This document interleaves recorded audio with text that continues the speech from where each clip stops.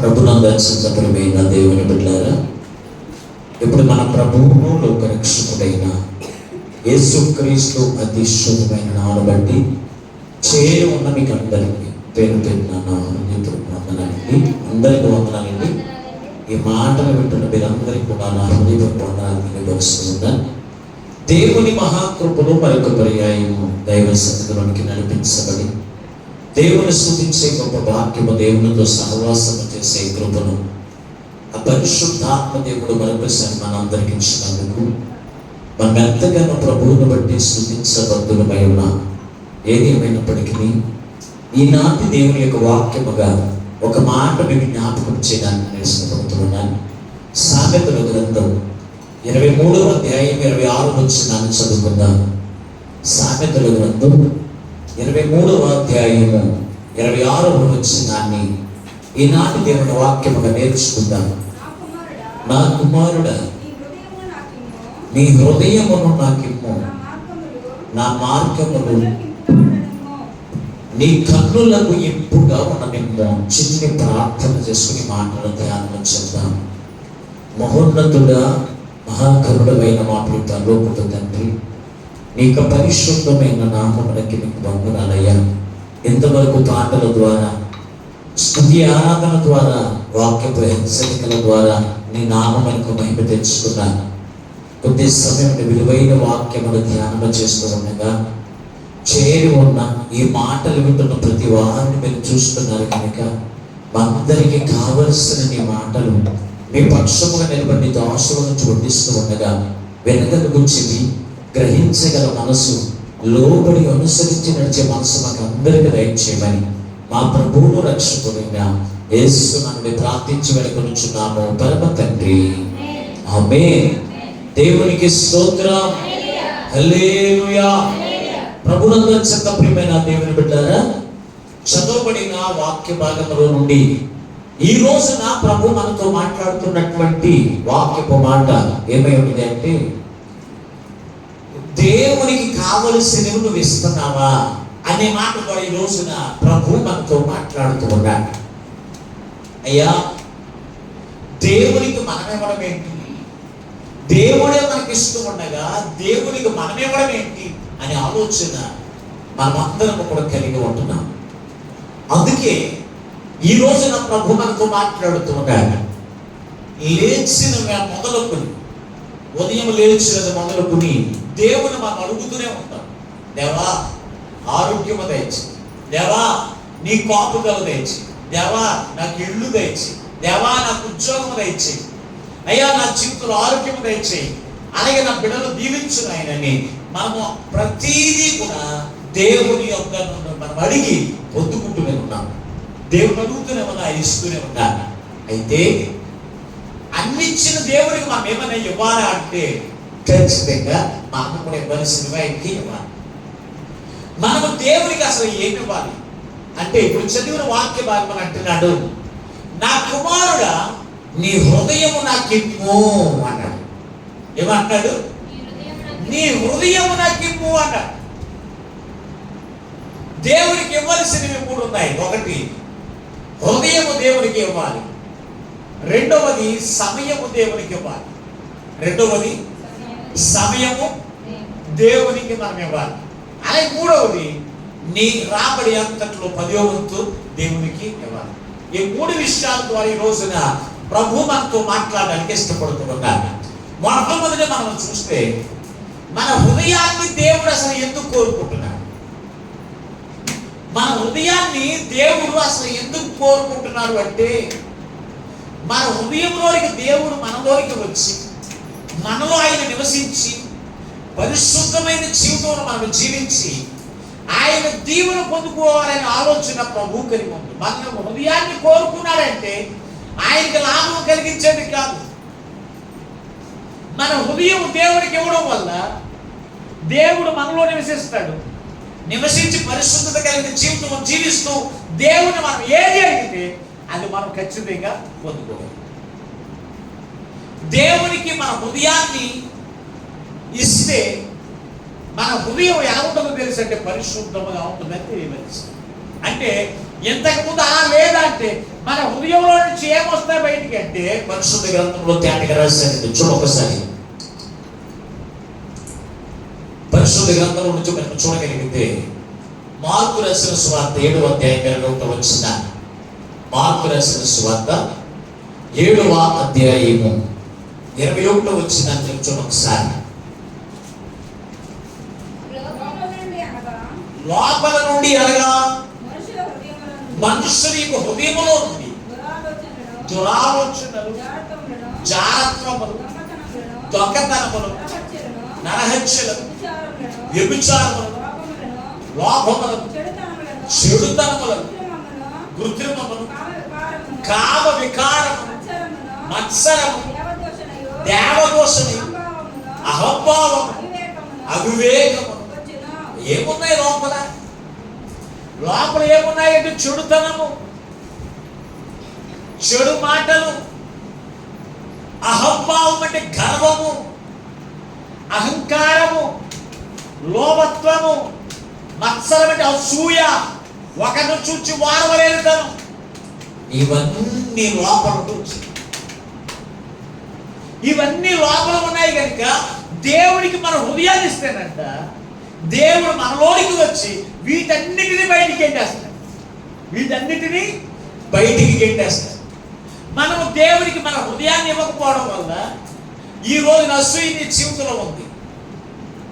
దేవుడికి నీ హృదయాన్ని ఇవ్వకపోవడం వల్ల చెడు మాటలు నీలో ఉన్నాయి. దేవుడికి నీ హృదయాన్ని ఇవ్వకపోవడం వల్ల గర్వం నీలో ఉంది, కామ వికారము,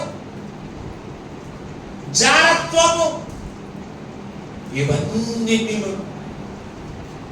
వాటన్నిటికీ నీ హృదయాన్ని ఇచ్చావు, కానీ దేవుడు నీ హృదయాన్ని నాకు ఇవ్వాలి. ఏమంటాడు తెలుసా? నా కుమారుడా, నా కుమార్తె, నీ హృదయం నాకు ఇవ్వు. దేవుడికి నీ హృదయాన్ని ఎంతవరకు ఇవ్వకపోతే ఈ రోజున నా హృదయంలోకి రండి, నా హృదయాన్ని నీకు ఇచ్చేస్తున్నాను నువ్వు అర్పించగలిగితే దేవుడు నీ హృదయంలోకి వస్తే నీ జీవితం ఎలా తెలుసా? పవిత్రమైన జీవితంగా మార్చుకో. పరిశుద్ధ గ్రంథంలో ద్వితీయోపదేశకాండం 4వ అధ్యాయం 9వ వచనం మీరు చూడగలిగితే చక్కని మాట అక్కడ రాయబడి వచ్చు. ఒకసారి ఎందుకు ఇమ్మని అడుగుతున్నాడు దేవుడు తెలుసా? అయితే నువ్వు జాగ్రత్త పడము, నీవు కన్నులారా చూచిన వాటిని మరుకుంటున్నట్లు అవి నీ జీవిత కాలమంతయు నీ హృదయంలో నుండి తొలగిపోకున్నట్లు నీ మనసును బహు జాగ్రత్తగా కాపాడుకో. అంటే నీ హృదయాన్ని కాపాడుకో. ఎప్పటి వరకును? నీ జీవిత కాలమంతయు నీ హృదయంలో దేవుని మాటలు ఉన్నట్లు. హృదయాన్ని దేవునికి ఇచ్చేస్తేనంట దేవుడు మన హృదయంలోకి వస్తే ఆయన మాటలు మన హృదయంలో ఉంటాయి. ఆయన మాటలు ఉండి మన జీవిత కాలం అంతయు ఆ మాటలో నుంచి మనం తొలగిపోకుండా మనం ఏం చేస్తుంది తెలుసా? ఆయన ఆత్మ మనం ఏం చేస్తుందంటే కాపాడుతుంది. తాగుబోతుకి నీ ఆస్తి అంతా రాసి ఇచ్చేస్తావా? నీ ఆస్తి అంతా కూడా తాగుబోతు చేతిలో పెడితే ఏం చేస్తాడు? 5 నిమిషాలు లావు చేసేస్తాడు. వాడి చేతిలో పెడతావా నువ్వు? ఎందుకు పెట్టవు? పాడు చేసేస్తాడు కనుక పెట్ట. చిన్నపిల్లల చేతిలో బంగారం పెడతావా? ఎందుకు పెట్టవు? పోగొట్టేస్తాడని పెట్టవు. దొంగోడికి నీ తాళం చేయి ఇంటి తాళం ఇస్తావా? ఎందుకేవో దోచేర్చుకుంటాడే నీకు. అంటే ఎంత జాగ్రత్తగా ఉంటావు తెలిసే నీకు. ఎవరికి ఇస్తావు? నమ్మకమైన వారికి చేతులు పెడతావు. అవునా లేదా? అలాగే నీ హృదయం కూడా ఎవరికి ఇవ్వకూడదు అంటే దోచుకునే వాడికి ఇవ్వకూడదు. దోచుకునేవాడు ఎవరంటే తెలుసు? దొంగ అయిన సాతానికి నీ హృదయాన్ని ఇవ్వడం వల్ల సాతాను నీ హృదయంలోకి వచ్చి చెడు మాటలు, చెడు ప్రవర్తన, గర్వపు మాటలు, గర్వపు ఆలోచనలు, జారత్వము, అసూయ ఇవన్నీ కూడా నీలో ఉన్నాయంటే ఇవన్నీ కూడా ఎవరి మనసు తెలుసా? సాతాను మనసు. అంటే నీ హృదయాన్ని ఎవరికి ఇచ్చావు?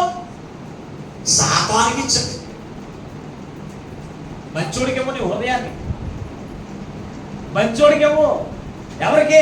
క్రీస్తుకి నీ హృదయాన్ని ఇవ్వగలిగితే, క్రీస్తుకి నీ హృదయాన్ని ఇవ్వగలిగితే ఆయన నీలోనికి వచ్చి నిన్ను పాపములోనికి వెళ్ళకుండా దేవునికి ఇష్టమైన మార్గంలో నడిపించుకుంటాడు. దేవునికి ఇష్టమైన మార్గంలో నిన్ను ప్రవర్తింపజేస్తాడు. కానీ నువ్వు దేవుడికి నీ హృదయాన్ని ఇస్తున్నావా, దొంగోడికి ఇస్తున్నావా? ఎవరికి ఇస్తున్నారు ఈ రోజున? దేవునికి మందిరానికి వెళ్తున్నటువంటి వారందరూ దేవునికి హృదయాలు అప్పగిస్తున్నారా?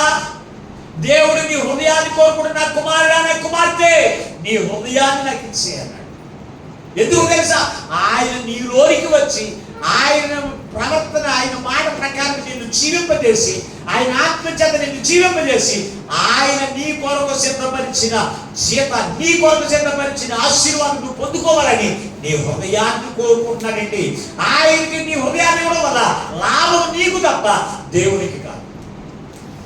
పరిశుద్ధ గ్రంథంలో హృదయాన్ని దేవునికి అర్పించి వారి యొక్క జీవితంలో లాభం పొందుకున్న వారు ఉన్నారు. మొట్టమొదటిగా మనం చూస్తే యోసేపు గురించి మీరు చూడగలిగితే చక్కని మాట రాయబడి ఉంది. చూడండి ఒకసారి, ఆదికాండం 39వ అధ్యాయం, ఆదికాండం 39వ అధ్యాయం 8వ వచనం ఒకసారి చదవండి. ఆదికాండం 39వ అధ్యాయం 9వ వచనం.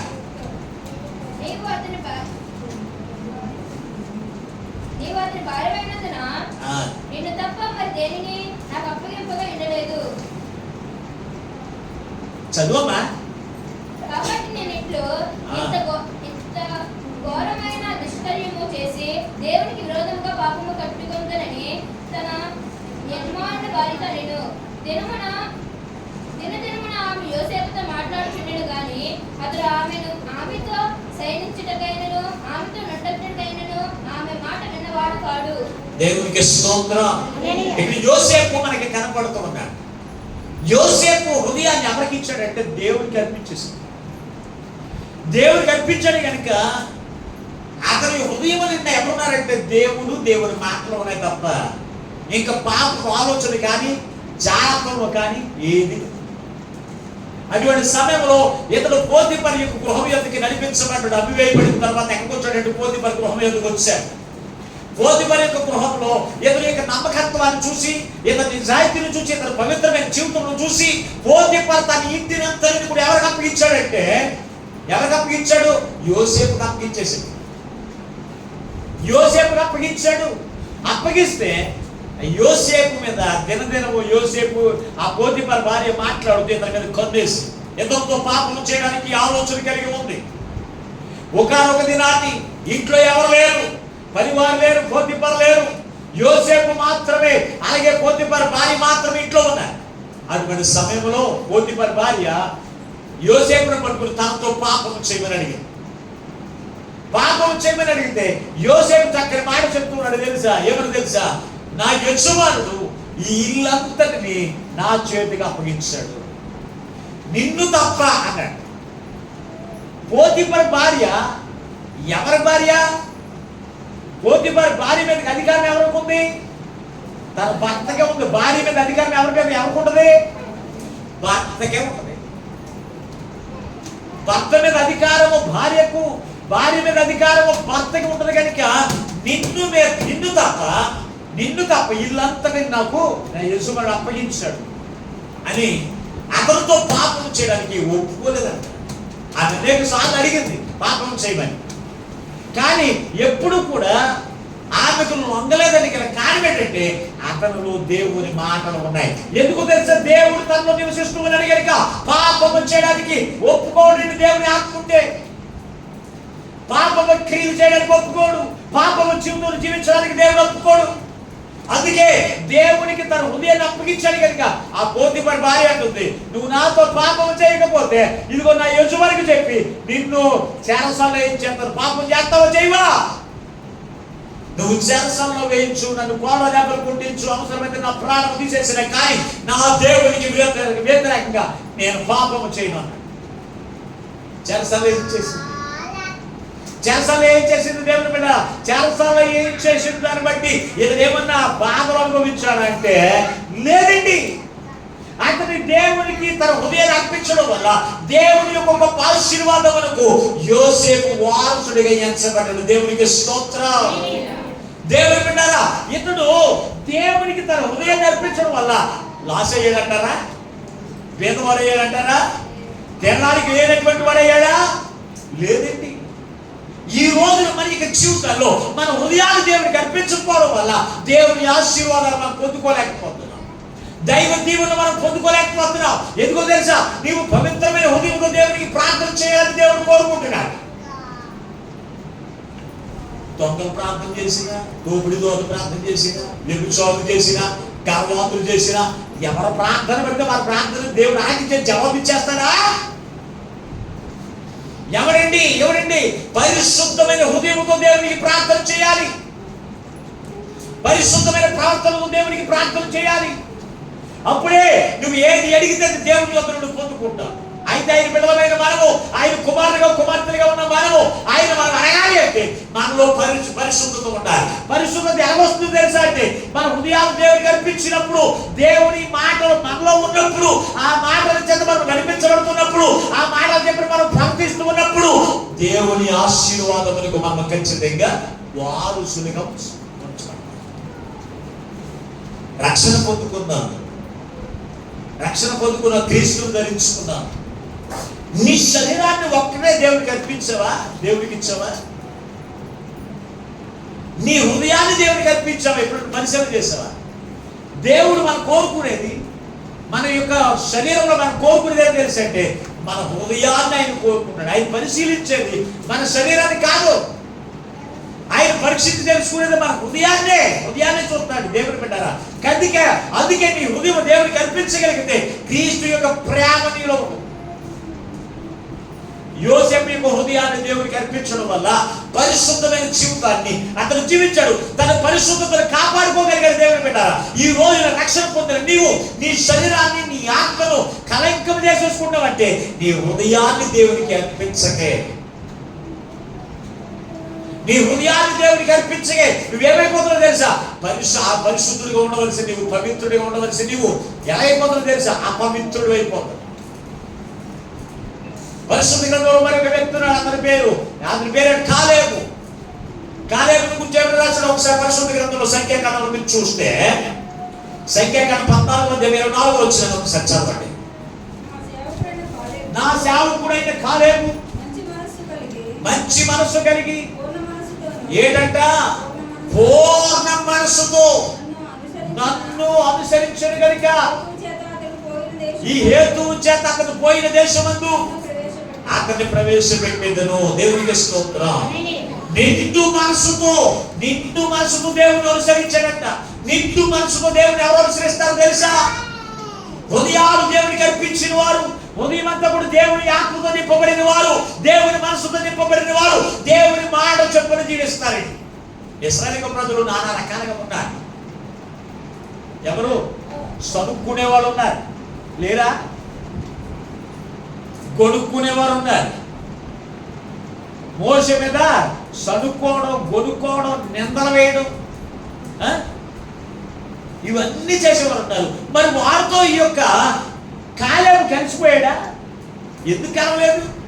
వారందరూ కూడా దేవునికి వారి హృదయాలు అప్పగించలేదు.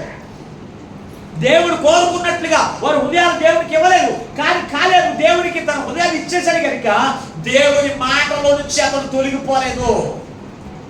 దూషించే వారితో కలిసి దూషించలేదు, చదువుకునే వారిని చూసి చదువుకోలేదు, ఎవరైనా గాయపరిచే వారు చూసి గాయపరచలేదు, బాధపరిచే వారు చూసి గాయపరచలేదు. దేవుని బిడ్డలారా, ఈ రోజు నువ్వు దేవునికి నీ హృదయాన్ని అర్పిస్తే నిండు మనసుకు దేవుని అనుసరిస్తావు.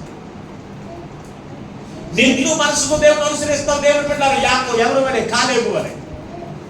ఆ కాలేబు దేవునికి అర్పించాడు కనుక తాను పోయిన దేశాన్ని దేవుడు అతనికి అప్పగించాడు. అంటే దేవుని యొక్క ఉద్దేశం ఏంటి? ఐగుప్తు దేశంలో విడిపించబడి, ఐగుప్తు దేశం నుంచి విడిపించబడి కానాను దేశంలో ప్రవేశించాలని దేవుని యొక్క ఉద్దేశం. ఈ ఐగుప్తు పాపానికి సాదృశ్యంగా ఉంది. ఆ పాపములోంచి విడిపించబడిన మనము పరలోక రాజ్యంలోకి, పరలోక కానానుబడిన పరలోక రాజ్యానికి చేర్చబడ్డం, అది దేవుని యొక్క ఉద్దేశం. ఆ ఉద్దేశం దేవుడు నెరవేర్చాలంటే మన జీవితంలో నీ హృదయాన్ని దేవుడికి అర్పించాలి. అర్పించరా? అర్పిస్తే చెడు మాటలు ఎందుకు వస్తాయి? అబద్ధాలు ఎందుకు వస్తాయి? అసూయ ఎందుకు ఉంటుంది?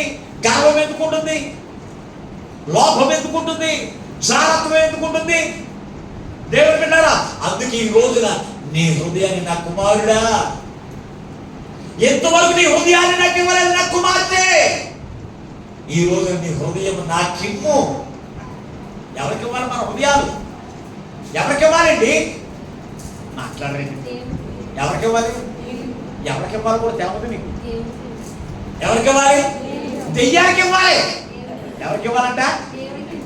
నిజమేనా? మీరు ఎవరికి ఇచ్చారు? మీరు ఎవరికి ఇచ్చారు ఇప్పటి వరకును? దేవుడికి ఇస్తే మీరు చెడు మాటలు ఎందుకుంటాయి? యుద్ధానికి కాలు ఎందుకు దూకుతారు? గర్వంతో ఎందుకు నడుచుకుంటారు? స్వార్థం ఎందుకు ఉంటుంది? అసూయ ఎందుకు ఉంటుంది? పరిశుద్ధమైన ప్రవర్తన ఎందుకు ఉండట్లేదు నీలో? పరిశీలన చేశాను. హృదయాన్ని దేవుడికి అర్పించడం వల్ల నీలో పరిశుద్ధమైన జీవితం ఏర్పడు. ఆ పరిశుద్ధమైన జీవితం ప్రభువుని అడుగు. ఏది కావాలి దేవుడికి ఇస్తాడు. ఏది కావాలి నీకు ఇస్తాడు. దేవుడికి మన హృదయాలు ఇవ్వకుండా మనం ఎవరికి ఇస్తున్నాం? దెయ్యానికి ఇవ్వడం ఏంటండి? దేవుని మందిరానికి వెళ్ళి దేవునికి సున్నతి పొందుకున్న వారు కావచ్చు, రక్షణ పొందుకున్న వారు కావచ్చు, ప్రతి వారు కూడా వారి హృదయాలు దేవుడికి అర్పించిన వారినా అంటే కాదు. శాస్త్రులు లాంటి వారు ఉన్నారు, పరిసయ్యులు లాంటి వారు ఉన్నారు, యూదులు వంటి వారు ఉన్నారు. వారు చేసిన పనులు తెలుసా? పరిశుద్ధ గ్రంథంలో వారి గురించి చక్కని మాట మాట్లాడుతున్నారు. చూడండి ఒకసారి పరిశుద్ధ గ్రంథంలో మీరు చూస్తే మత్తయి రాసిన సువార్త 15వ అధ్యాయం 9వ వచనం. మత్తయి రాసిన సువార్త 15వ అధ్యాయం 9వ వచనం. ఈ చదువులు తమ పెదవులతో నన్ను గణపరచుదురు కానీ వారి హృదయం నాకు దూరముగా ఉన్నది. మనుషులు కల్పించిన పద్ధతులు దైవోపదేశములని బోధించు వారు నన్ను వ్యర్థముగా ఆరాధించుచు ఉన్నారు. దేవునికి స్తోత్రం. ఎవరి గురించి మాట్లాడుతున్నాడు తెలుసా? ఈ మాట ప్రభు శాస్త్రులైనటువంటి వారు, పరిసయ్యులైనటువంటి వేషధారణ కలిగిన జీవితం. పొద్దున్న లేవడం, తలారా స్నానం చేయడం, తెల్లబట్ట వేసుకోవడం, అంగి వేసేసుకోవడం, నడునికి నమ్మకాలు పెట్టుకోవడం, చేతిలో బైబిల్ పట్టుకుని ఏం చేయ వీధులు అంటే వెళ్ళి వందనాలు కోరుకునే బ్యాచ్. పైకి ఎవరున్నారు తెలుసా? సమాధుల వల్ల తెల్లగా కనపడుతున్నారు. ముందు మీద కూడా తెలుసా? సమాధులో కుళ్ళు ఉన్నట్టు ఉంటుంది. దేవుని బిడ్డారా, ఈ రోజున సమాజానికి పరిశుద్ధులుగా కనపడితే సరిపోదు. సమాజంని హృదయం చూడకపోవచ్చేమో, సమాజంని హృదయాన్ని లెక్క చేయకపోవచ్చేమో, కానీ దేవుడు మన హృదయాన్నే చూస్తూ ఉన్నాడు. ఎలా చూసాడు? వీరు ఈ జనులు తమ పెదవులతో నన్ను మహిమపరుస్తూ ఉన్నారు, కానీ వారి హృదయం నాకు ఎలా ఉంది? దూరంగా. అంటే దేవుడి యొక్క ఆలోచన వారు చెప్పిన వారు చేసే జీవితం వారిలో లేదు. దేవుడు ప్రేమతో నడుచుకోమంటే గర్వంతో నడుచుకోవడం, దేవుడు క్షమించమంటే క్షమించలేనటువంటి జీవితం కలిగి ఉండడం, దేవుడు దయ చూపించమంటే దయ చూపించలేని జీవితం. ఇటువంటి జీవితం జీవిస్తూ మేము కూడా పరలోక రాజ్యం వెళ్ళిపోతాం అబ్రహాము వలె అనుకుంటున్నారంట ఈ శాస్త్రులు, పరిసయ్యులు అనేటువంటి వారు.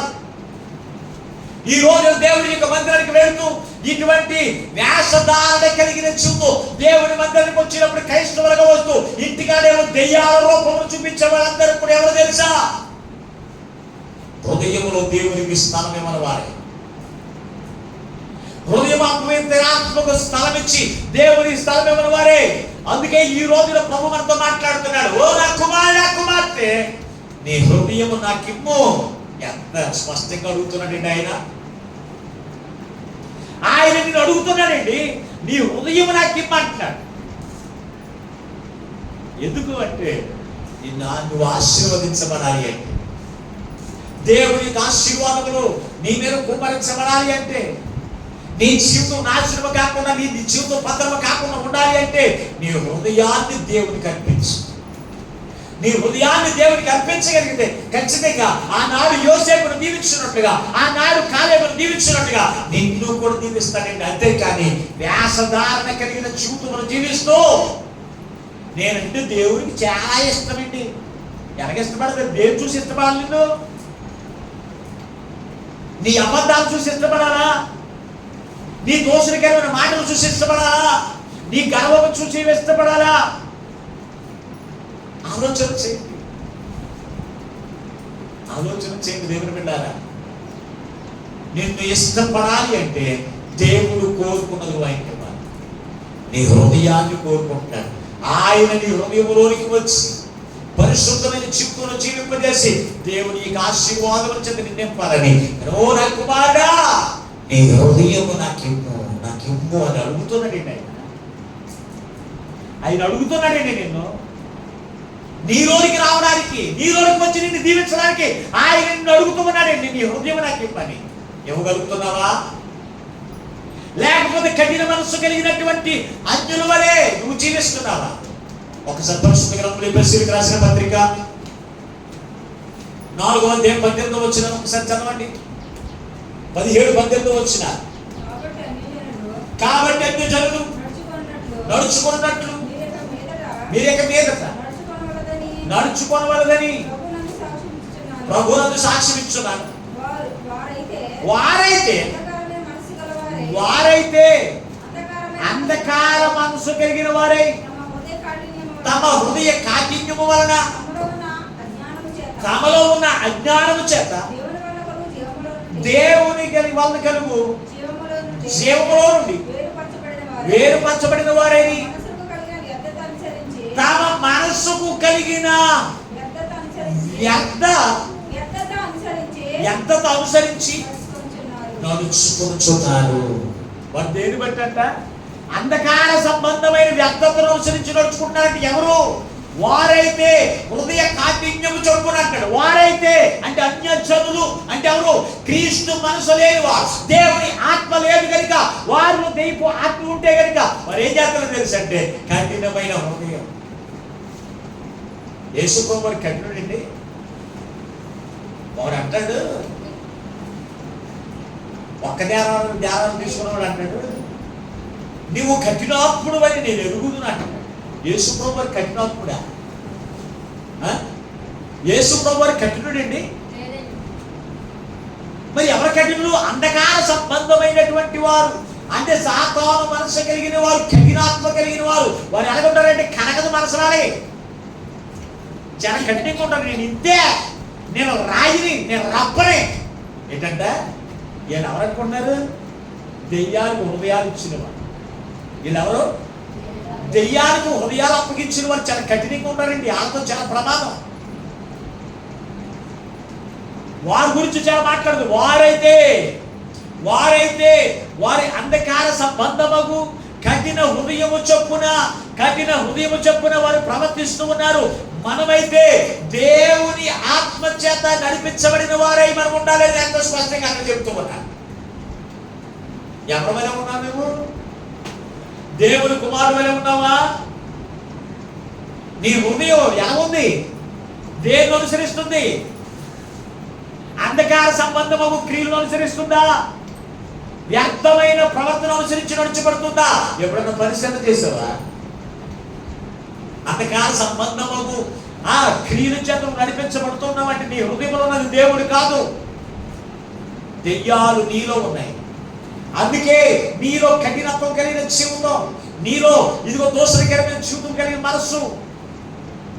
అందుకే ప్రభు మనతో మాట్లాడుతున్నాడు తెలుసా? అందుకే ప్రభు అంటాడు, హృదయాన్ని ఘోరమైన వ్యాధి కలది అంటున్నాడు. హృదయం ఎటువంటిదంట?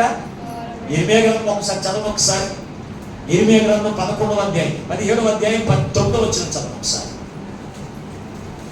9-10 వచ్చిన ఇరిమియా గ్రంథం 17వ అధ్యాయం 9-10 వచ్చిన త్వరగా వెళ్ళిపోదాం. మోసకరమైనది, ఘోరమైన వ్యాధి కలదు. దాన్ని గ్రహింపగలవాడెవడు? ఒకని ప్రవర్తన బట్టి వారి క్రియల ఫలము చొప్పున ప్రతీకారం చేయుటకు యెహోవాను నేను హృదయమున హృదయములను పరిశీలించువాడును, పరీక్షించువాడును. దేని పరీక్షిస్తాడంట? వారి క్రియా ఫలితమును బట్టి వారిలో దేవుని ఆత్మ ఉందా? వారి హృదయంలో ఉన్నటువంటి తలంపులను బట్టి, క్రియలను బట్టి, ప్రవర్తన బట్టి ప్రతిఫలం ఇచ్చి దేవుడు అన్నాడు. ఈ రోజున దేవుడు ప్రతిఫలం ఇస్తాడు నీ క్రియలను బట్టి అనేటువంటి భయం నీకు ఉంటే, దేవాన్ని హృదయం, నా హృదయం నీకు అర్పిస్తున్నానయ్యా, నీవు నాలోనికి వచ్చి పరిశుద్ధమైన జీవితాన్ని జీవింపచేయగలుగుతావు. అసలు భయం ఉందా నీకు? కనబడే మనుషులకి భయపడతాం మనము, దేవుడికి ఎలా భయపడతామండి? కనబడే మనుషులకే భయపడం, ఇక దేవుడికి భయపడుతున్నామంటే ఎవరు నమ్ముతారు?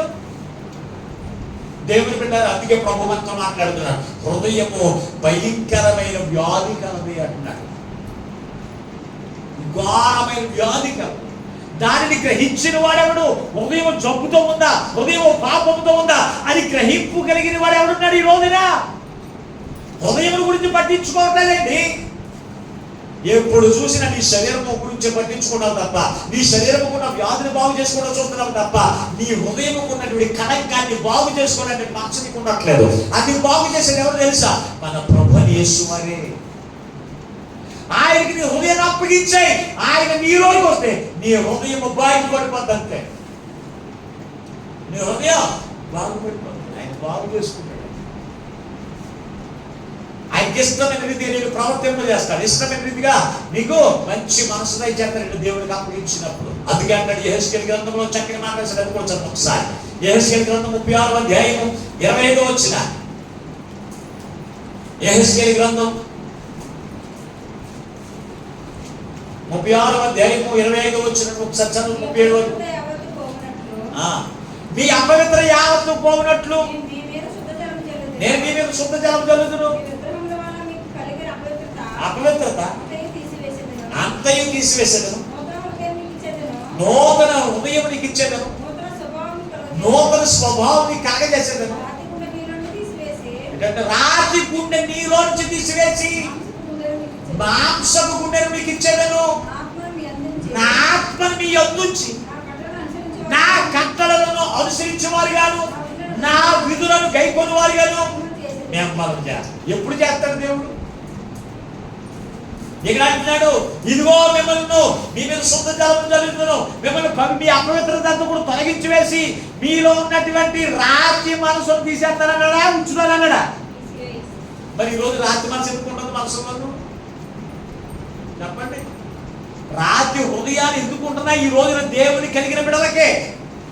అంటే దేవునికి నీ హృదయాన్ని ఇవ్వలేదు, దెయ్యానికి ఇచ్చావు నీ హృదయాన్ని. దేవునికి ఇస్తే నీలో ఉన్న రాతి మనసును తొలగించేస్తాడంట, నూతనమైన స్వభావానికి ఇస్తాడంట. నూతనమైన మాంసపు హృదయాన్ని మీకు ఇస్తానంటున్నాడు. నా ఆత్మను మీలో నుంచి నా ఆజ్ఞలను గైకొని వారు గాను, నా విధులను అనుసరించే వారు నేను చేస్తానంటాడు. దేవుని ఆత్మ మనలో ఉంటే ఆనాడు ఎలాగైతే యోసేపును ఇదిగో దేవుని మాటలు గైకొని ఆ మాటల ప్రకారంగా జీవింపజేశాడు.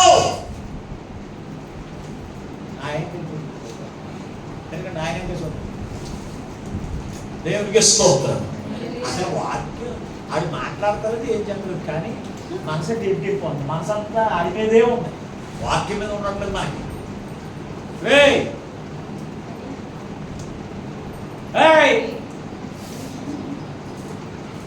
ప్రియమైనటువంటి దేవుని బిడ్డలారా, మీరు ఆలోచన చేయండి.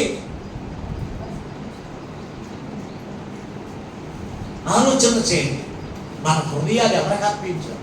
దేవుడికి అర్పించావా? నువ్వేమవుతావు తెలుసా? పరిశుద్ధుడు. పరిశుద్ధమైన ప్రవర్తన నీలో ఉంటుంది, పరిశుద్ధమైన మాటలు నీలో ఉంటాయి, పరిశుద్ధమైన క్రియలు నీలో కనపడతాయి. దెయ్యాలకు అప్పగించు. అపవిత్రమైన మాటలు, అపవిత్రమైన క్రియలు, అపవిత్రమైన తలంపులు నీలో ఉంటాయి. దాని ద్వారా నువ్వు నరకానికి పోతావు తప్ప పరలోక రాజ్యానికి ఎంట్రన్స్ కూడా నీకు ఉండదు. పరలోక రాజ్యానికి ఎంట్రన్స్ కూడా నీకు ఉండదు. నువ్వు దెయ్యానికి నీ హృదయాన్ని అప్పగిస్తే దెయ్యం అంటది, నా కుమారుడు అంటవేటి కూతురాడే వాడిని తీసి ఏమంటది? ప్రభు అంటే నా కుమారుడు నా రక్తం చల్లి నిమోసించాను అన్నాడు అనుకో, దెయ్యం ఊరుకుంటుందా? అదే నీ కుమారుడు ఎలాగవుతాడు? నేనుండి కూతురాడిస్తాను, నేను నీ అతలో ఉండి దెబ్బలాట్లాడిస్తాను, అతలో ఉండి గర్వం మనసు ఇస్తాను, అతలో ఉండి అసూయితే నీ కుమారుడు నీ పిల్లలకి ఎన్ని ఉంటాయా? ఆ లక్షణాలు చూసారని నువ్వు అడగాలి నా కుమారుని అని దెబ్బలాడుతుంది సాతాను. నా కుమారుడు నా దగ్గర ఉండాలి. ఎక్కడ ఉండాలి? నా దగ్గర అంటే ఎక్కడ ఉండాలి? నరకంలో ఉండాలి. అంతేకాదు పరలోక రాజ్యం ఇచ్చేస్తాం జాతితో ఇవ్వడానికి కుదరదా? నా బిడ్డలు తీసుకుపోతే అక్కడికి. కనుక దేవుని బిడ్డారా, నువ్వు దేవుని కుమారుడైతే కుమార్తెవైతే ఆయనకు నీ హృదయాన్ని ఆయనకి నీ హృదయాన్ని ఇచ్చే తీసుకొని ఆయన అప్పుడు ఆయన నీ హృదయంలోకి వస్తాడు. నీలో ఉన్న పాపాన్ని అపవిత్రతను తొలగించి దేవుని ఆజ్ఞలను అనుసరించినట్లుగా, ఆయన విధులను అనుసరించినట్లుగా ఆయన నిన్ను చేస్తాడు. ఈ రోజున దేవుని ఆజ్ఞను అనుసరిస్తున్నారా? ఆయన రక్తం చేత కడగబడిన వారు, ఆయన రక్తం చేత కడగబడిన మీరు ఆయన విధులు చెప్పి నడుచుకుంటున్నారా? ఎందుకు నడుచుకోవట్లేదు? నీ హృదయాలు దేవునికి ఇవ్వక, నువ్వు దేవునికి ఇచ్చుంటే కనుక ఆయన మాట ప్రకారంగా నడుచుకుంటావు, ఆయన మాట ప్రకారంగా ప్రవర్తిస్తావు. నువ్వు ప్రవర్తించట్లేదంటే కాలేబు వలె, యోసేపు వలె దేవుడు అంటే భయం లేదు చిక్కుతాం. ఎవరేం చేస్తారు అనేటువంటి కఠినమైన హృదయం కలిగిన చిక్కు నువ్వు జీవిస్తూ ఉంటే పరలోక రాజ్యానికి ఎరగేస్తావు ఏంటో. అందుకే కదా ఈ రోజున ప్రభు కోరుకున్నాడు, నా కుమారుడా, నా కుమార్తె, నీ హృదయము నాకెమ్ము, నేను నీకు పవిత్రమైన హృదయం ఇస్తాను, పవిత్రమైన చిక్కు నువ్వు జీవిస్తావు.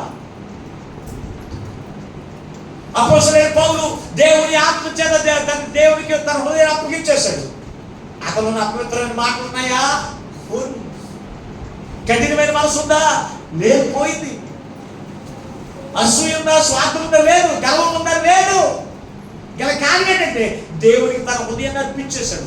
ఈ రోజు నువ్వు హృదయాన్ని దేవుడికి అర్పించావా? నీ క్రియలు పరిశీలించుకో. దేవుడికి అర్పించుంటే పరిశుద్ధమైన క్రియలు, పరిశుద్ధమైన మాటలు, పరిశుద్ధమైన ప్రవర్తన నీలో ఉంటుంది. దేవుని ప్రేమ కలిగిన జీవితం నీలో ఉంటుంది. దేవుడికి అర్పించకపోతే దెయ్యపు మనసు, దెయ్యపు క్రియలు, దెయ్యపు ఆలోచన నీలో ఉంటుంది. కనుక దేవుని బిడ్డారా, దేవునికి మీ హృదయాన్ని అప్పగించాలి. ఆయన పరిశుద్ధమైన జీవితంతో ఆయన నీ కొరకు సిద్ధపరిచిన ఉన్నతమైన శిఖరాలు ఎక్కించే జీవితానికి వారసులుగా ఉండండి. రెండవదిగా చూస్తే సమయాన్ని దేవుడికి మనకి ఇవ్వాలి. మనము దేవుడికి ఏమివ్వాలి? సమయాన్ని దేవుడికి మనం ఇవ్వాలి. దేవుడు అంటాడు, మీరు 6 దినాలే కష్టపడండి. ఏమన్నాడు? 6 దినాలు కష్టపడండి అని 6 రోజుల సమయాన్ని దేవుడు మనకి ఇచ్చాడు. 7వ రోజు ఎవరిదే? 7వ రోజు సమయం ఎవరికి ఇవ్వాలి? మనం 6 రోజులు మన పనులకి మనకి సమయాన్ని ఇచ్చాడు. ఆ పనులు చేసుకోవడానికి ఆరోగ్యం ఇచ్చాడు. మన పనులన్నీ కూడా చక్కపరచుకోవడానికి 6 రోజులు ఇస్తే 7వ రోజు సమయం ఎవరు? నిజమేనంటారా? 7వ రోజు ఎవరిదే? 7వ రోజు నన్ను పరిశుద్ధంగా మీరు ఆత్మతో సత్యంతో ఆరాధించాలని దేవుడు మనకి ఏం చేశాడంటే సమయాన్ని తెలియవచ్చు. దేవుని సమయం ఏంటో, మన సమయం ఏంటో దేవుడు తెలియవచ్చాడు. ఈ రోజున దేవుని సమయాన్ని దేవునికి మనం ఇస్తున్నామా? ఒకసారి పరిశుద్ధ గ్రంథంలో మీరు చూడగలిగితే ఎఫెసీయులకు రాసిన పత్రిక 5వ అధ్యాయం 15 వచనం ఒకసారి చదవండి. ఎఫెసీయులకు రాసిన పత్రిక 5వ అధ్యాయం 15 వచనం. దినములు చెడ్డవి కనుక సమయమును పోనీయక సద్వినియోగం చేసుకోవచ్చు. అజ్ఞానుల వలె కాక జ్ఞానుల వలె నడుచుకున్నట్టు జాగ్రత్తగా చూసుకోండి అన్నాడు. దినములు ఎటువంటివి అంట? చెడ్డవి అన్నాడు. దినములు చెడ్డవి కనుక జ్ఞానుల వలె నడుచుకోండి అన్నాడు.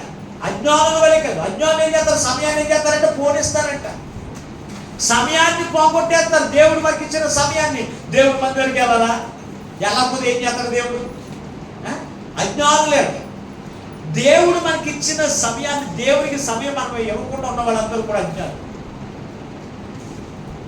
దేవుడికి మనం ఎంత సమయం ఇస్తున్నాం అనేది మీరు ఆలోచన చేస్తే పరిశుద్ధ గ్రంథంలో దేవుడికి మనం ఎంత సమయం ఇచ్చామనేది కౌంటింగ్ చేయబడుతుంది. దేవుడికి మనం సమయం ఎంత ఇస్తున్నాం అనేది కౌంటింగ్ చేయబడుతుంది. పరిశుద్ధ గ్రంథంలో మీరు చూస్తే ఆదికాండం 5వ అధ్యాయం, ఆదికాండము 5వ అధ్యాయము 22వ వచనం 23వ వచనం ఒకసారి చదవండి.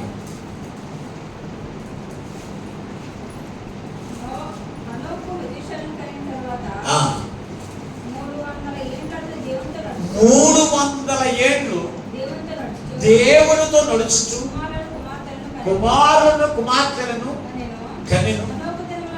అనొక దినములని 365 ఏళ్ళు చాలు. ఆనోకు ఎన్ని సంవత్సరాలు బతికాడంట? 365 సంవత్సరాలు బతికాడు. ఇందులో దేవుడితో గడిపిన సంవత్సరాలు ఏంటని రాశాడు? 300 ఏళ్ళు, 300 సంవత్సరాలు. అతనికి ఆయుష్కాలం దేవుడు 365 సంవత్సరాలు ఇస్తే దేవుడితో గడిపిన దినాలు, దేవునికి సమయం ఇచ్చిన దినాలు ఏంటో తెలుసా?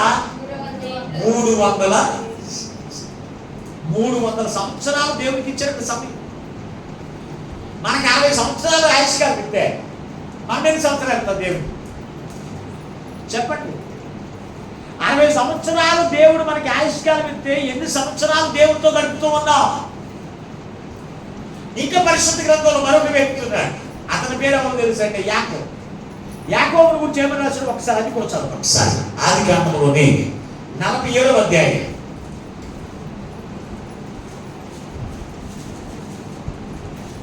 ఆదికాండం 47వ అధ్యాయం 9వ వచనం ఒకసారి చదవండి. యాకోబు, నేను యాత్ర చేసిన సంవత్సరాలు 130, నేను జీవించిన సంవత్సరాలు కొంచెముగా దుఃఖ సహితముగాను ఉన్నవి. 28వ వచనానికి రండి ఒకసారి.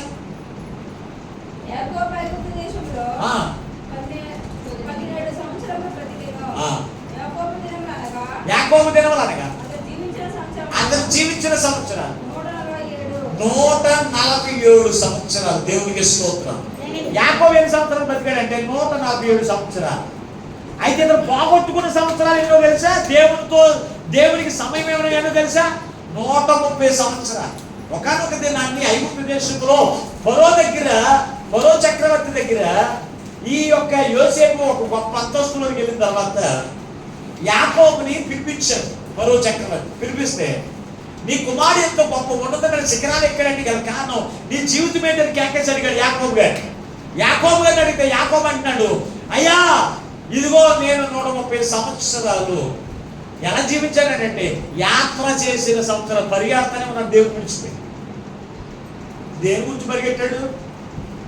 డబ్బులు సంపాదించుకోవడానికి, ఆస్తులు సంపాదించుకోవడానికి, లేకపోతే ఉద్యోగాలు సంపాదించుకోవడానికి, పశువులు సంపాదించుకోవడానికి 130 సంవత్సరాలు పరిగెట్టిన సంవత్సరాలన్నీ దుఃఖ సహితంగా ఉన్నాయని ఏడుస్తున్నాడు. ఎంత బాధపడతాడో తెలుసు తర్వాత తెలుసుకుని. ఎప్పుడు ఆ 130 సంవత్సరాలు అయిన తర్వాత మరలా ఐగుప్తు దేశంలోకి వస్తుండగా దేవుని పాదాలు పట్టుకున్నాడు. ఆ పాదాలు పట్టుకున్న తర్వాత 17 సంవత్సరాలు దేవుని వదలలేదండి. ఆయన పాదాలు పట్టుకున్న 17 సంవత్సరాలు దేవుని వదలలేదు. అందుకంటాడు, ఇదిగో నేను జీవించిన సంవత్సరాలు ఎలా తెలుసా? దుఃఖ సహితముగాను యాత్ర చేసిన దినాలుగా ఉన్నాయి. ఏం చెప్తామయ్యా, ఇన్ని సంవత్సరాలు దేవుణ్ణి వదిలేసిన తిరిగానయ్యా అని యాగం చెప్తున్నాడు. సమయం ఇవ్వలేదు దేవుడికి. ఒక 17 సంవత్సరాలు ఇచ్చాడు.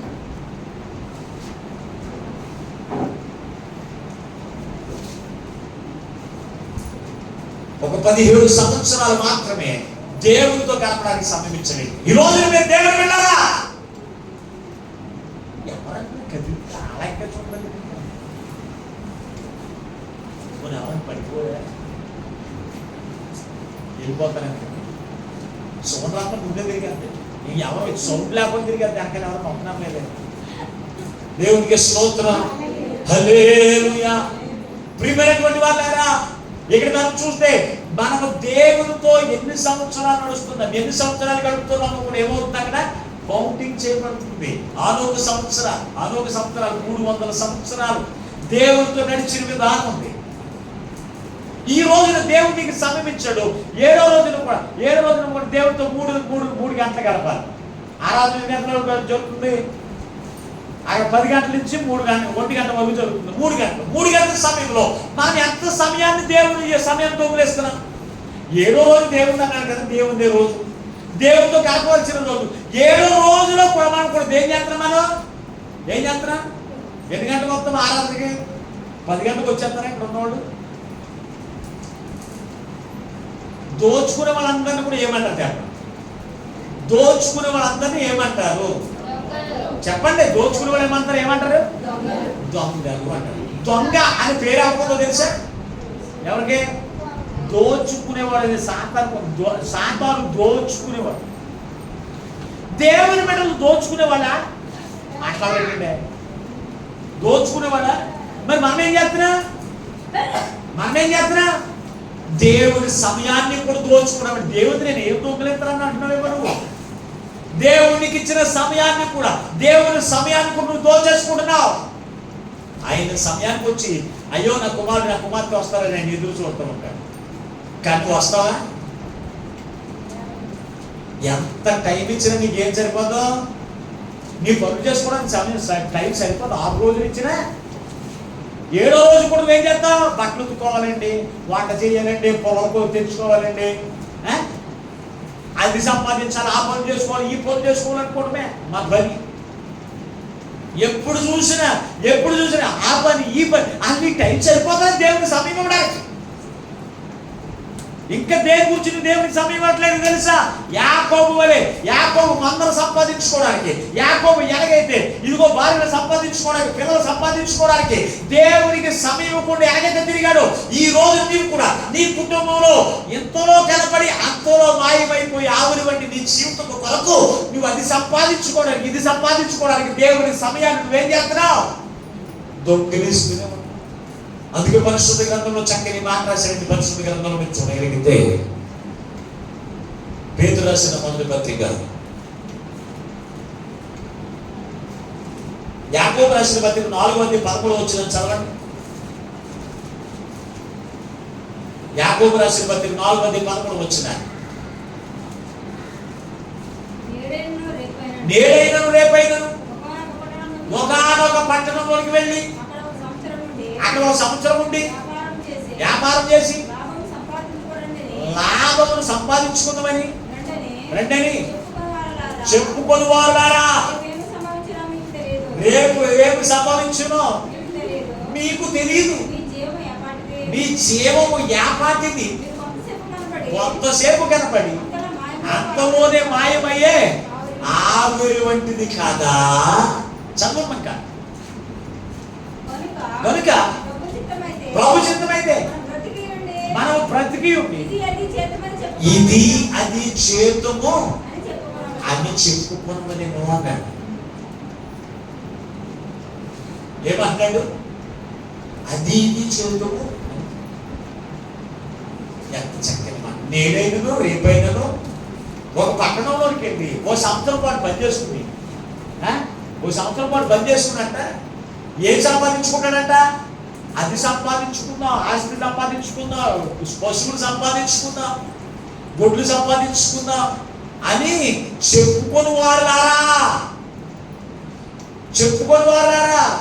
మీ జీవము యాపాటిది, మీ జీవము యాపాటిది, రేపేమి సంభవించును మీకు తెలియనా అన్నాడు. ఈ రోజు ఉన్న వాళ్ళు రేపు పొద్దున్న బతుకుంటాం లేదు నాకు తెలిసే.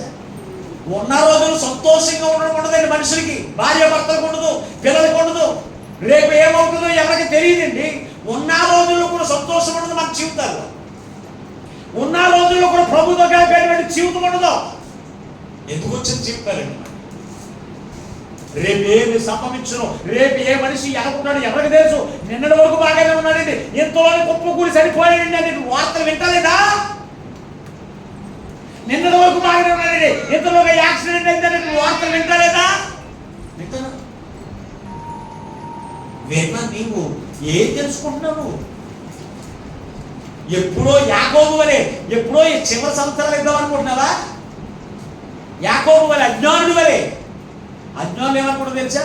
నాకు ఇంకా 3 సమయం ఉంది, 3 ఆయుష్కాలం ఉంది, బాప్తిసం తీసుకోవడానికి, క్రీస్తుకు నా హృదయం ఇవ్వడానికి చాలా సంవత్సరాలు ఉన్నాయనుకుంటున్నామేమో. నేను ఎవరనుకుంటున్నారు? అజ్ఞానులు. అక్కడ జ్ఞానులు కాదు. జ్ఞానులు సమయం పోనివ్వరు. ఎవరి వలె తెలుసా? హనోకు వలె 300 సంవత్సరాలు దేవుడితో గడిపాడంటే మాట్లాడి. అందుకే అన్నాడు, మన బ్రతుకు కాలం అంతయు ఆయన మాటలు విన్నట్లుగా, ఆయన మాటలు చెప్పున నడుచుకున్నట్లుగా మన హృదయాలని దేవునికి అప్పగించి మనం జాగ్రత్తగా కాపాడుకోమని ద్వితీయోపదేశకాండంలో మోషే ద్వారా తెలియపరచలేదా? అందుకే అంటాడు మన జీవితం లేపండి, కొంతసేపు కనపడి ఎంతలోనే మాయమయ్యే ఆగురు వంటి జీవితాన్ని మన జీవితం. నీ జీవం ఏపాటిది అనుకుంటున్నావు? నా హృదయం చాలా గట్టిది, నా యొక్క ప్రాణం చాలా గట్టిది, నేను చాలా కాలం బతికేద్దాను అనుకుంటున్నావేమో. లేదండి. ఏ సమయంలో దేవుడు మనం పిలుస్తున్నాడో మనకు తెలుసా? ప్రసంగి మాట్లాడుతున్నాడు చూడండి ఒకసారి. ప్రసంగి గ్రంథంలో జ్ఞానేయుడు సొలొమోను మాట్లాడుతున్న మాట మీరు చూడగలిగితే 9వ అధ్యాయం 12వ వచనం చదవండి. ప్రసంగి గ్రంథం 9వ అధ్యాయం 12వ వచనం.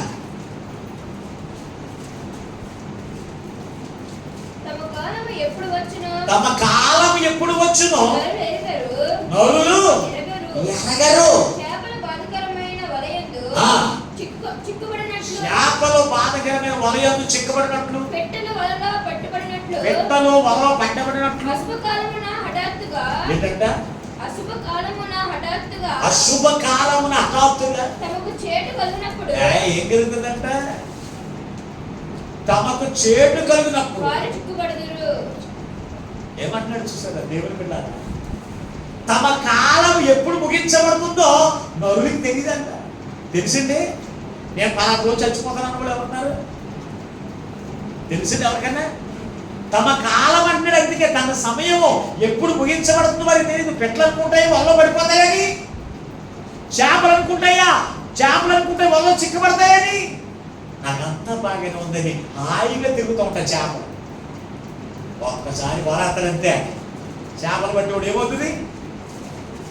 అందులో పడిపోతుంది. ఒకసారి కూరలోకి వచ్చాను. ఎక్కడికి వచ్చేస్తుంది అది? కూరలోకి వచ్చి మంచి రుచిగా ఉందని కొట్టేస్తాను. పెట్లు అనుకుంటాయా? అబ్బే నేను మంచిగా నేను ఇదిగో నాకు ఇక్కడ చాలా యాశకాలం ఉంది, నేనేమో ఏమో చిక్కుంటాను అనుకుంటుంది. అది కూడా తిరుగుతుంటే ఎక్కడ కనపడుతుంది. ఏంటి ఎర్రలో పడుతుంది. కాళ్ళు ఏమవుతుంది? దానికి చిక్కుపడతాయి. అదేమవుతుంది? కోటలు. మనం అంతేనండి, మన జీవితాలు కూడా అంతేనండి. అందుకే రాశారు అక్కడ తమ కాలము ఎప్పుడు ముగించబడుతుందో నరునికి ఎలా తెలుసు? అందుకే దేవునికి సమయం ఇవ్వాలి. దేవునికి సమయం ఇచ్చి పరిశుద్ధమైన జీవితం జీవించే వాళ్ళు మనం ఉండాలని ఎంత వాక్యం చాలా స్పష్టంగా మాట్లాడుతున్నాడు కదా. అందుకే పరిశుద్ధ గ్రంథంలో మాట్లాడి చూడండి ఒకసారి. పరిశుద్ధ గ్రంథంలో చూడగలిగితే యాకోబు రాసిన పత్రిక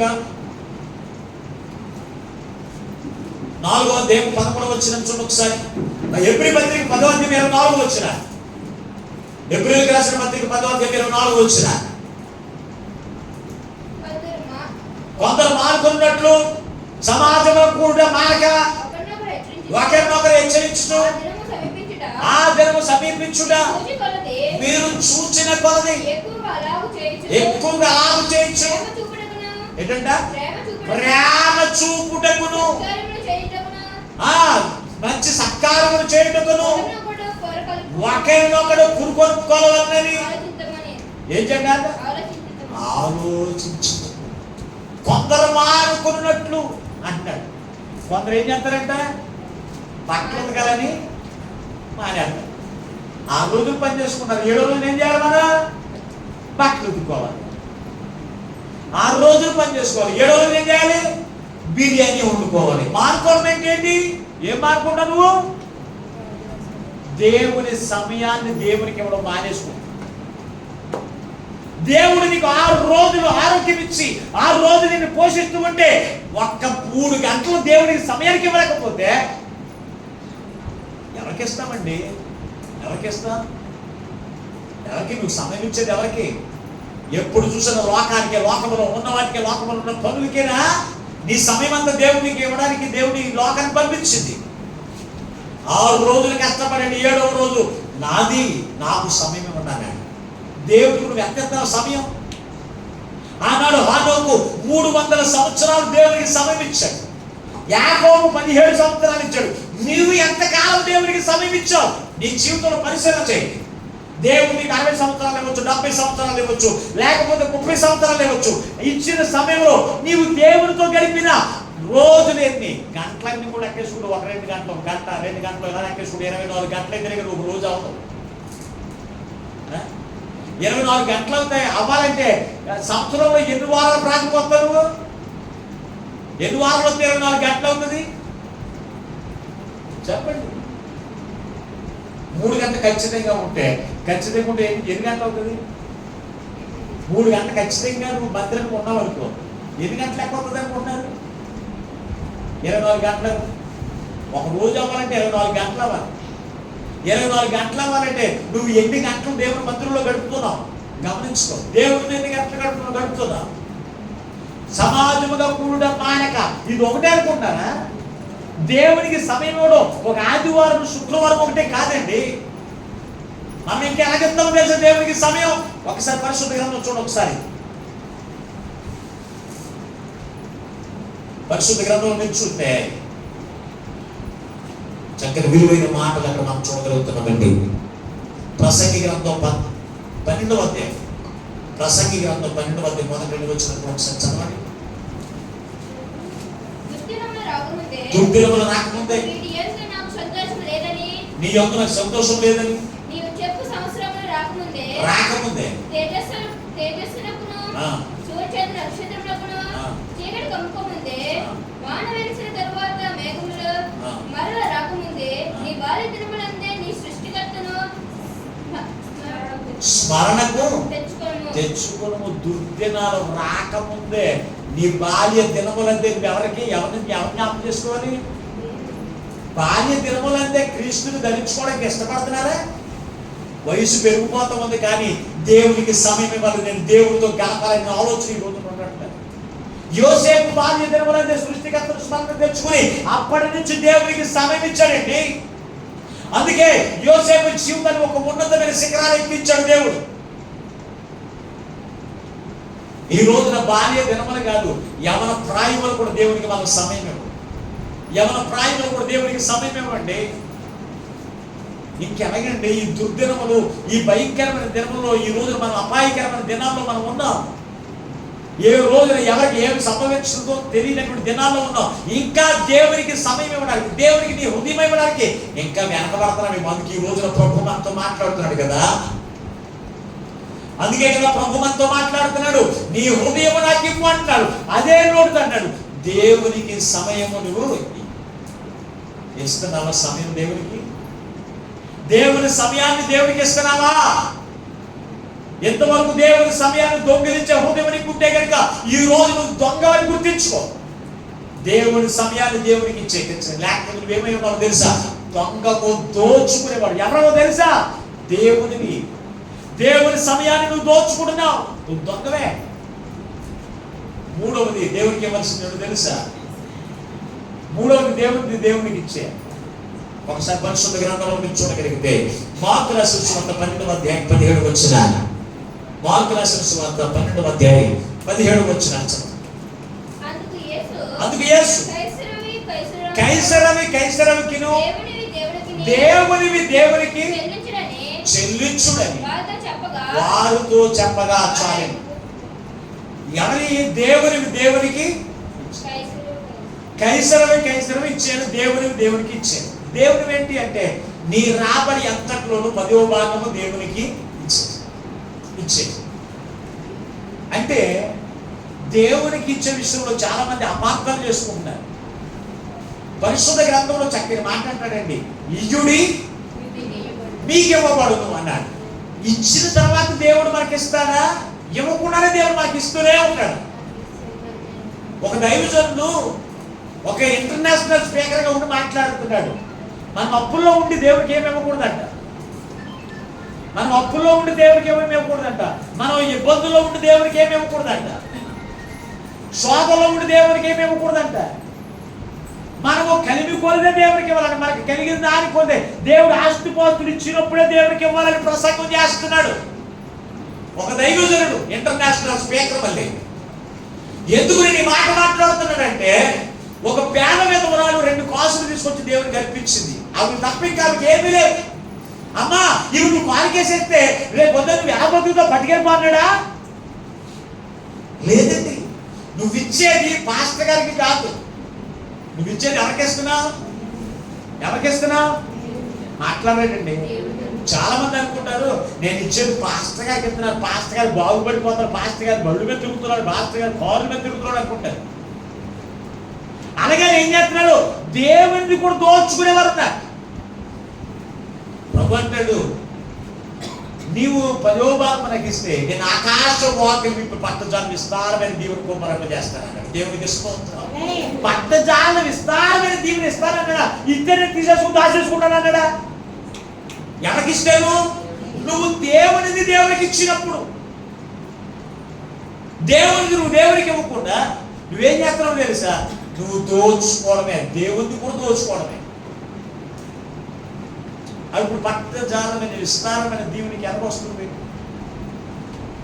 యేసుప్రభువు నేర్పించాడండి. శరీరధారికి ఉన్నప్పుడు కూడా చెప్పాడండి. ఏమన్నాడు?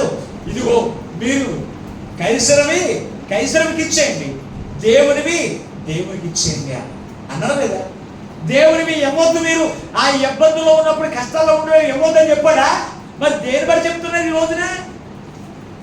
ఒక బైబిల్ని ఆధారం పెట్టుకుని చెప్పాలండి ఎవరైనా వాక్యం. ఈ బైబిల్ ఆధారం పెట్టుకుని ఏదైనా మాట్లాడాలి విశ్వాసమైన. అది లేదండి ఈ రోజున, అది లేదు. మలకి గ్రంథం అంటాడు 3వ అధ్యాయంలో మీరు చూడగలిగితే, మలకి గ్రంథం 3వ అధ్యాయము 10వ వచనంలో చక్కగా మాట్లాడతాడండి. నీ రాబడి అంతట్లో 10వ వంతు దేవుడికి ఇచ్చి నన్ను శోధించి అడిగిన ఎలా నేను ఆకాశ వాకిలి విప్ప పట్టడానికి విస్తారమైన దీవెన నీకు కుమ్మరింప చేస్తాను అన్నాడు. దేవుని పెట్టారా?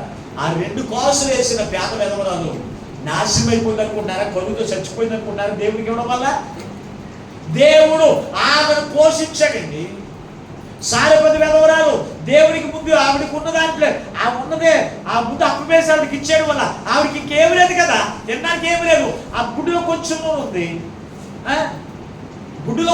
ఉంది, పిడికిలి పిండి ఉంది. ఆ పిండి వేసేసి ఆ పాస్టర్ గారికి ఇచ్చేది. నేను ఎలా పొందుతాను? ఎంత కరువులైన పాస్టర్ గారికి ఇచ్చేయాలని అనుకుందా? దేవుడికి ఇచ్చేయాలని అనుకుందా?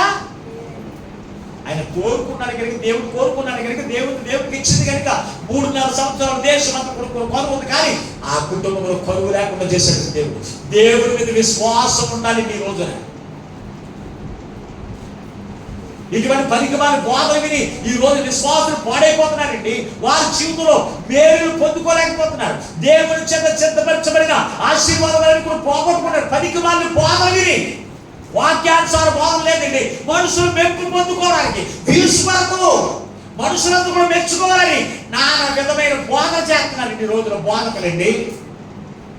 ఏదో పనికిమాలిన బోధన అంటారు. వాక్యాన్ని పక్కన పెట్టి తన సొంత హృదయంతో బోధించిన ప్రతి ఒక్క బోధన కూడా ఎవరు తెలుసా? ఆనాడు ఎవరు? శాస్త్రులు, పరిసయ్యులు. అందుకే ఆ గురించి మాట్లాడారండి ఇందాక చదివిన వాక్య భాగంలో. వారి హృదయములు నాకు చాలా దూరం, పెదవులతో నన్ను ఆరాధిస్తున్నారు కానీ వారి హృదయములు నాకు చాలా దూరంగా ఉన్నాయంటారు. ఎందుకో తెలుసా?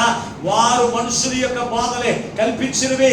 కపటం అవన్నీ కూడా ఏమైనా కపటోపయములన్నీ కూడా ఏం చేయాలి తెలుసా? దేవుని యొక్క నుండి కాకుండా మనుషులు బోధించినవి, మనుషుల ద్వారా కల్పించిన బోధలు బోధిస్తూ దైవోపదేశం లేదు బోధించేవారు అంటున్నాడు ఆయన గురించి. కనుక దేవుడు పెట్టారా? మనుషులు మెప్పు కాదండి. దేవుడు నిన్ను మెచ్చుకోవాలంటే దేవుడు అడిగింది, దేవుడు నీ యందు ఆశించింది ఆయనకి ఇవ్వాలి. ఒకటి మనం ఏమివ్వాలి? దేవునికి హృదయము దేవునికి ఇవ్వాలి. రెండోది ఏమివ్వాలి? సమయము. దేవుని సమయాన్ని మనం దొంగిలించడానికి వీళ్ళకి దేవుని సమయాన్ని దేవుడికి ఇచ్చారు. మూడోది ఏంటి?